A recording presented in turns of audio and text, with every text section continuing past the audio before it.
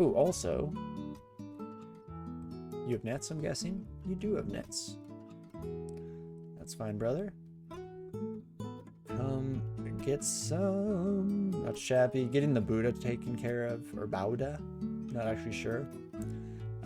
Always pretty fantastic. I mean, all these Sun's guns are still Swifties, and so they will run us down like a dog in the streets if we don't take care of them in the moment here, but no real issues doing so. And then what I wanted to do was make sure we put that buckler back on.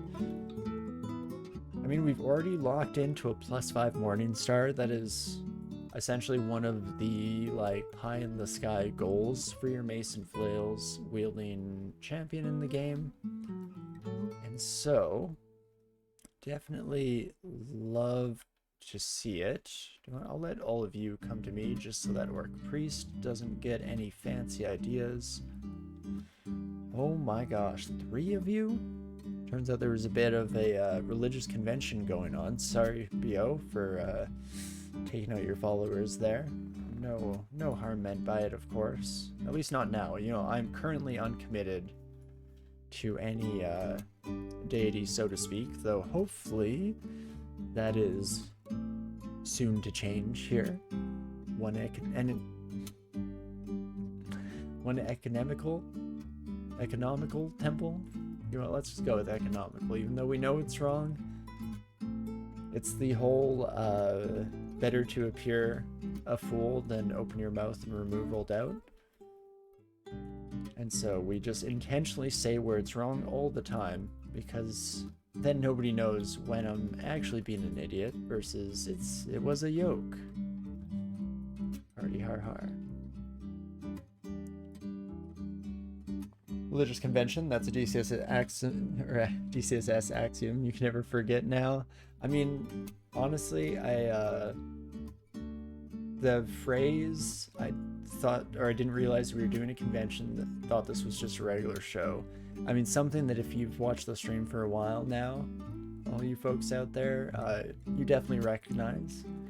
I believe I stole that from a band called Arrogant Worms, which is like a Canadian kind of comedy band. But for whatever reason, that has stuck with me from childhood, and I will always unabashedly reuse that joke and pass it off on as my own. But okie dokie, we do, hurrah, finally make our way to the economical temple.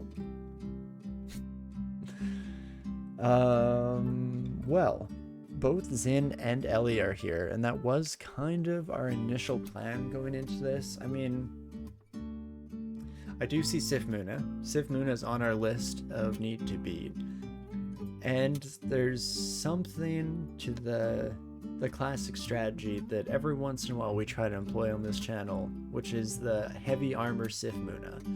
I mean, now you just have your mountain dwarves back, which is probably the best species for that strategy to be integrated under, but there's still some temptation.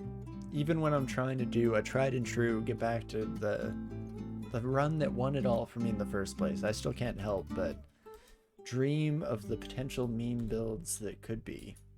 But I think we're going to go with Zin this time around instead of Ellie, just to mix it up. And so we will have the ability to recite here, and we can probably use this pretty quickly, especially, or I guess pretty often, I think is more so what I was aiming for there. I mean, as soon as we run into anything undead or demonic, for sure. 11% chance. Wait, is there any reason not to recite always?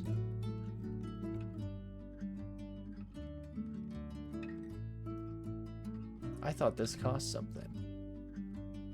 Interesting. It has been a long while since we played on a Zin run here, so hopefully our inexperience and forgetfulness doesn't impact our ability to pilot the run too much. I mean, it honestly shouldn't, at least not in the early sections here. Look at that bit of intelligence. Our stats all across the board actually looking much better than they have any right to. We're also Finally, this is kind of the turnaround point in most runs. You know, if you survive long enough to get your feet under you, get some good solid defenses in place, die to the 2 final bees in a whole swarm.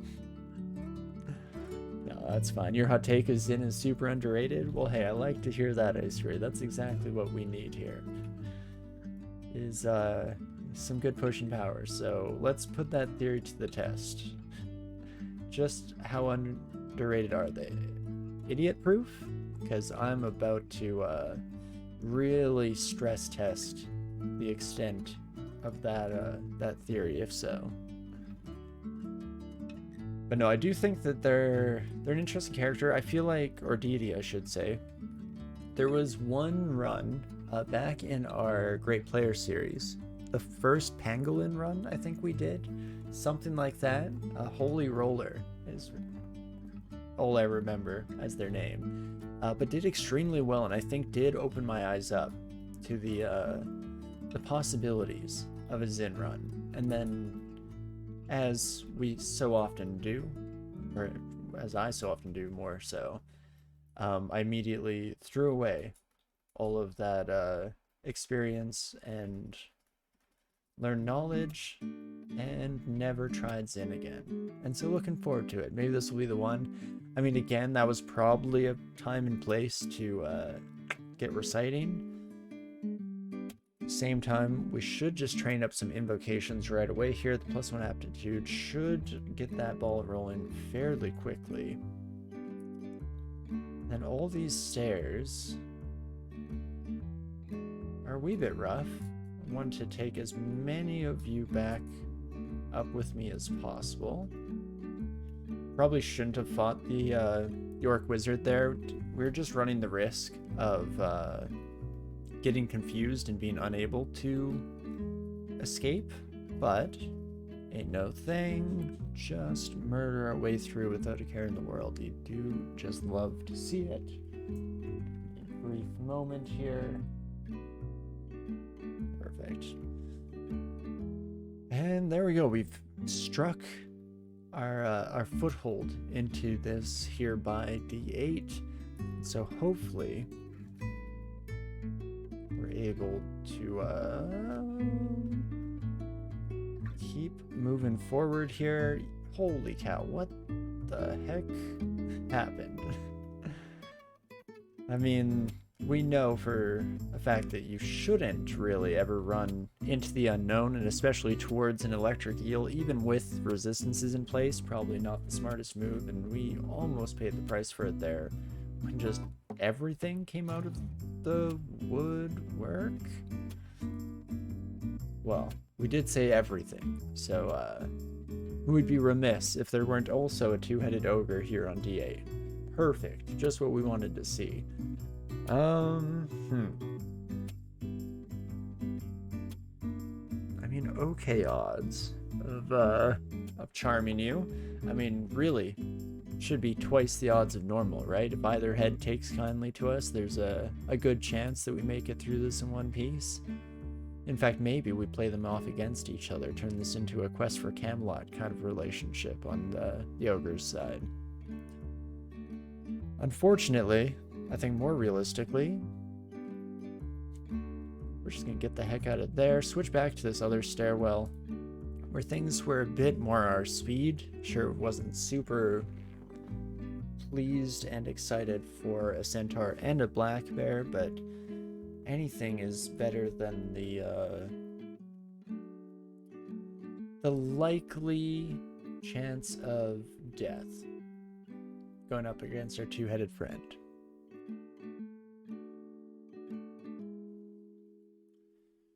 Okie dokie. Oh, my Maracuda friend. Ooh, Maracuda.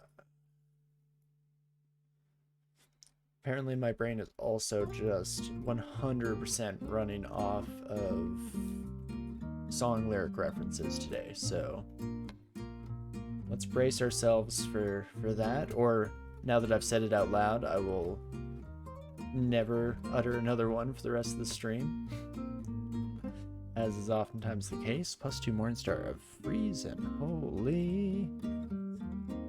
You also have a healthy fear of the two-headed ogre when melee fighting. I feel like it's a coin flip for me. Half the time I will have a disregard for my character's life that is unparalleled in this or any other universe, but the other half, 100%. I have the rightful amount of respect and fear, as you point out there.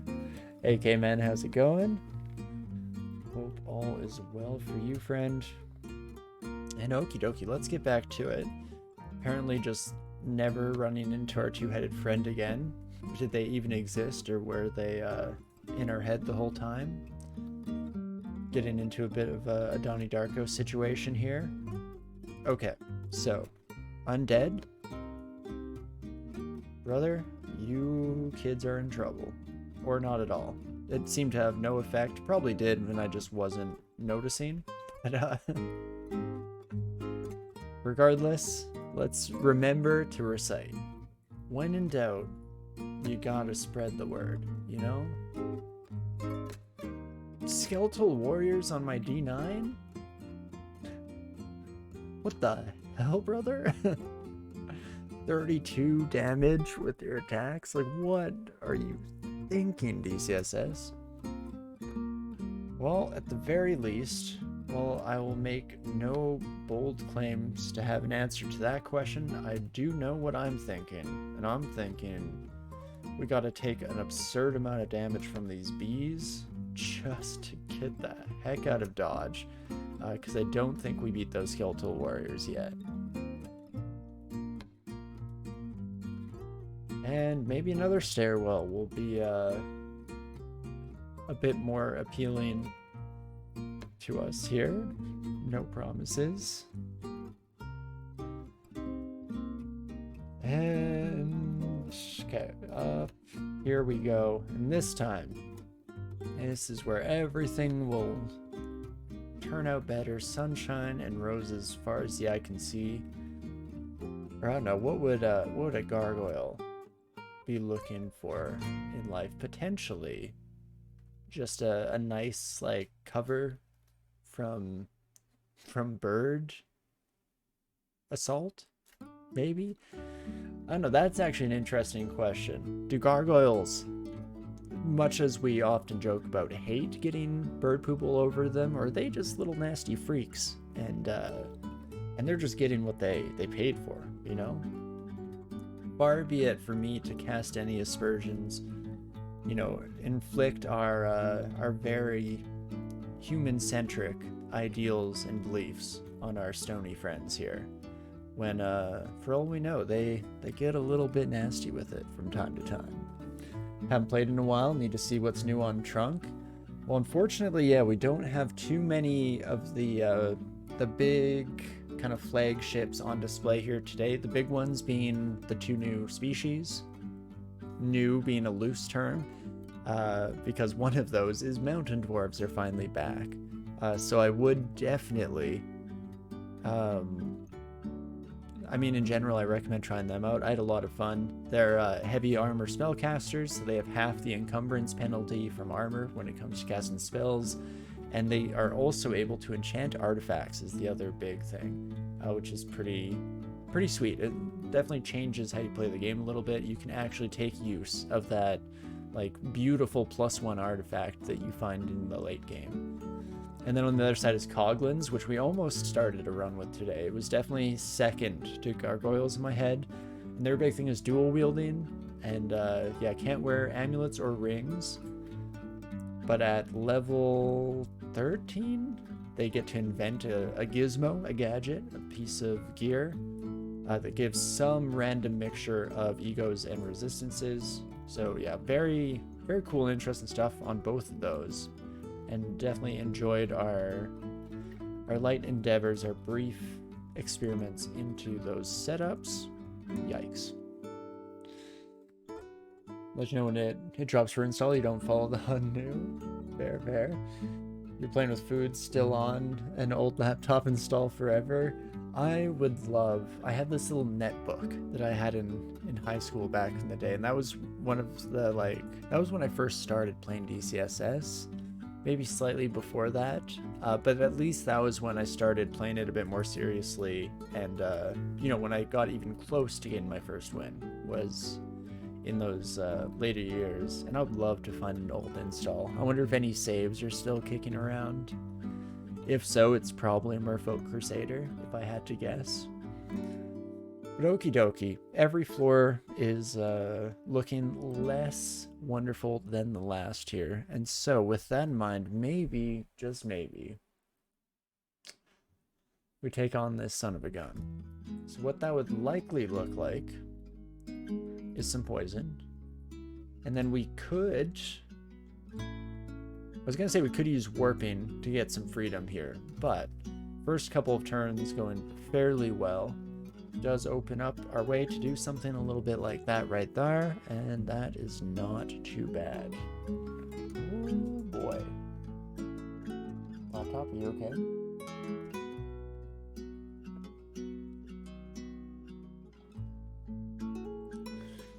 Well, what do we wish to do here? I mean, the next floor down is looking pretty nasty on all fronts, mainly because of those skeletal warriors just can't give us a break. But we can maybe just do a smidgen of manual exploring here, just try to get some of the last little bit of this floor sorted. And then I could also... And towards the downstairs, we could just skip the rest of this floor for now. And in fact, I think that is looking like the preferred approach here. Son of a gun. Just kidding, every single skeletal warrior decided that this was their new vacation home. You know, they've been paying on that timeshare for years and years, and so it's about time they took advantage of it. Fair enough. Far be it from me to have an issue with that. Jeez Louise. Oh me, oh my. All your wins have come within the last year. You were /am not good. Hey, no, I feel that. I mean, it took me years and years to get any kind of consistency, which I like to kind of caveat with the fact that I played more for thematic resonance than any kind of strategy, but truthfully, it was probably just because I was bad.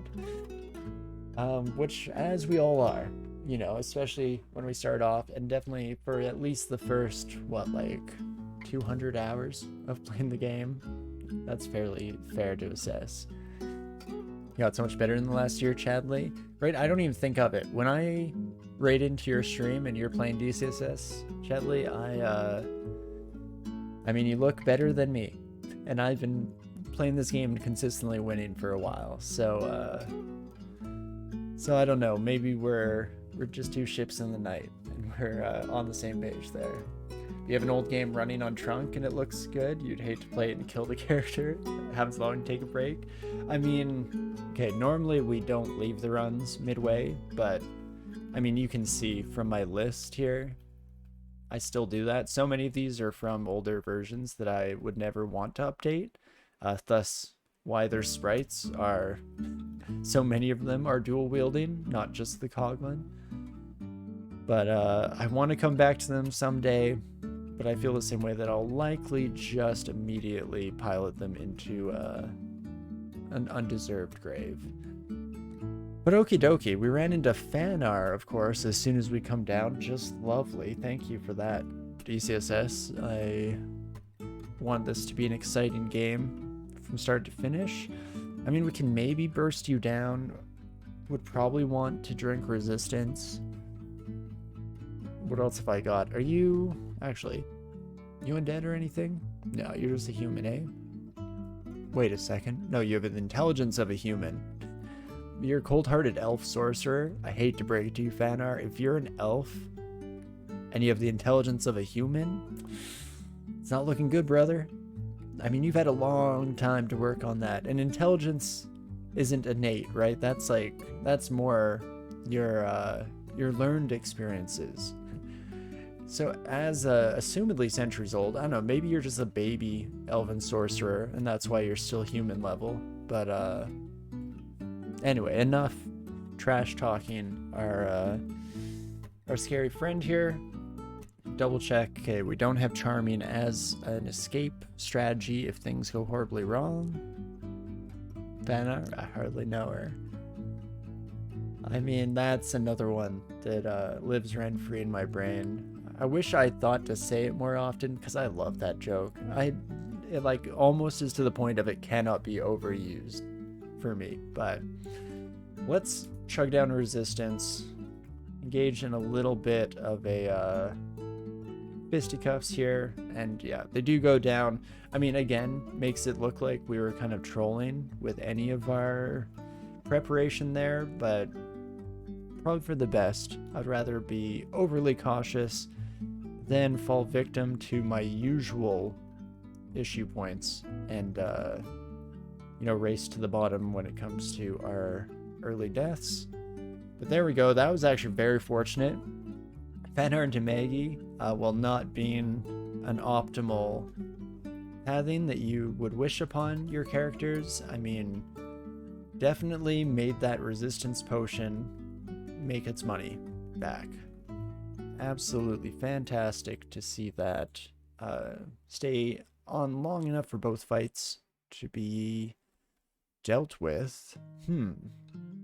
AC only goes down by 1.6 and really only goes down by 1 if these numbers are treated as whole numbers and, using integer rounding, which I assume just based on how the game displays things is the case. So, sure, let's swap that in. I mean, it looks a little bit cooler too. We got our nice like steel blue going on here. Another white pack. Okay, this time around, we start reciting, and oh boy, the word of our Lord, not too shabby. It like almost makes me confident enough to fight those skeletal warriors. So that's the thing, we can definitely fight them way sooner than any other character would just because of Recite's kind of position being explicitly set up to counter undead. But that still does not mean we want to take it lightly by any stretch. And we'll just keep on keeping on. Ooh, Marrow-Kuda. Okay, wait, it wasn't even affecting the eels. Was this changed to only affect undead? Was I not reading very closely? No, because it's still confusion, right? Other intelligent creatures will have confusion sown amongst them. Intelligent creatures. There's the rub. No offense to all of our electric eels out there in the audience. I respect you and your slimy peoples. But, unfortunately, the game has other assumptions in mind in that regard. DCSS so problematic, assumes eels are stupid. Isn't that just the kicker? Short Sword of Distortion. Yikes. Is underrated, you agree? Right? I guess we are definitely putting some proof into the pudding for your theory there. I mean, again, if I can get through a run with Zin, it's I think that is almost enough of a strong point in its pros column to move forward. And sorry, I'm very distracted as my brain was trying to articulate some whatever semblance of thinking that goes on up there. I was getting distracted by the fact that we got some rings picked up that I haven't touched. I mean, I have to deal with Sonya first here, and especially don't really want to have any unscheduled trips into that there yonder abyss. But, I mean, warping is undodgeable, relatively solid damage. Chance to blink 50%. I'd actually prefer if I didn't blink you. or not, that's cool too. You can stab me once. So we did take one distortion hit there, but fortunately is not the nail in the coffin.